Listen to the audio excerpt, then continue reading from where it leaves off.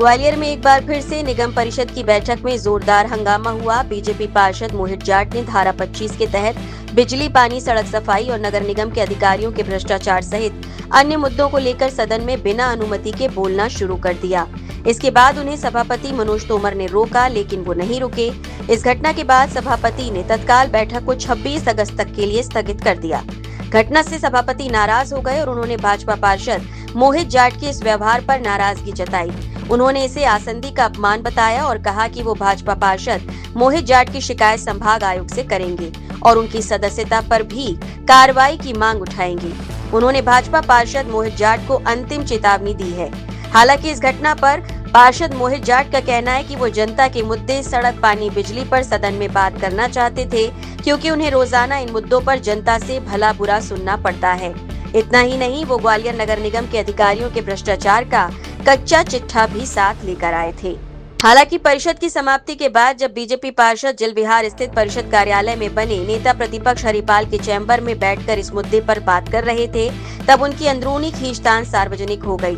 परिषद में बोलते न देने पर मोहित जाट नाराज थे, लिहाजा नेता प्रतिपक्ष के चैम्बर में बीजेपी के दूसरे पार्षद जितेंद्र मुदगल उन्हें नियम कायदे गिनवा रहे थे।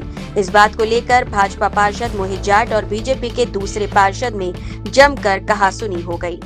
ये बिल्कुल सही बात है कि आसंदी से के प्रति व्यवहार ठीक नहीं था और जिस प्रकार से हठधर्मता की है, नियम के विपरीत चर्चा कराना चाह रहे हैं, दबाव बनाना चाहते हैं, ये बिल्कुल बर्दाश्त नहीं किया जाएगा। आज मैंने वार्निंग दी है और 26 तारीख तक के लिए बैठक स्थित की है। अगर भविष्य में ऐसा होगा तो मैं इनके खिलाफ सख्त कार्रवाई करूंगा।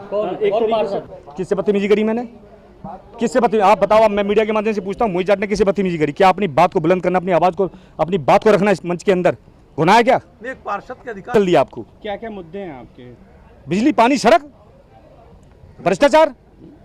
सबूत ये दिखाता रहा हूँ, चिल्ला चिल्ला के सबूत दिखा रहा हूँ। निगम शासन में जाएंगे, निगम शासन में मैं स्वयं जाऊंगा, इनके साथ दिखाऊंगा ये क्या है, ये ऐसे ऐसे सबूत हैं, हिला दूंगा मैं चीजों को। पूरे बैग बड़े और 3 दिन पहले सारा हंगामा होता है और 3 दिन बाद सारा मामला, 2 दिन बाद सारा मामला सेटल हो जाता है। पर्चा चलने तो ऐसा सीधे आवाज को दबाने की कोशिश की जा रही है।